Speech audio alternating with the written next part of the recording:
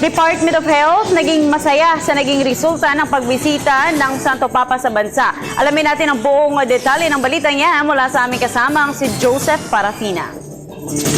Ikinatuwa ng mga taga-Department of Health ang naging resulta ng kanilang ginawang pagbabantay sa mamamayan habang nagaganap ang pagdalaw ng Santo Papa sa bansa.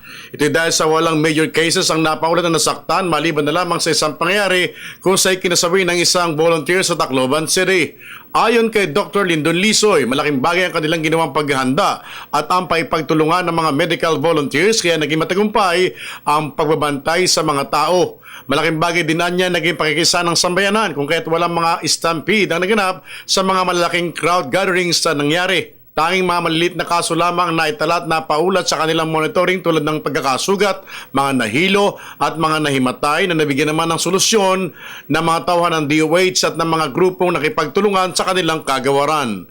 Pinasalamatan din ng Department of Health ang publiko sa pakikisa sa kanilang mga panawagan na huwag magdala ng mga matutulis at nakakasugat na bagay at huwag na sumali sa gitna ng maraming tao, mga may edad na mahihina pa ang katawan at mga batang di inaalalayan ng kanilang mga magulang. Opo. Generally speaking, naging maayos naman po ang as far as isa kalusugan is concerned.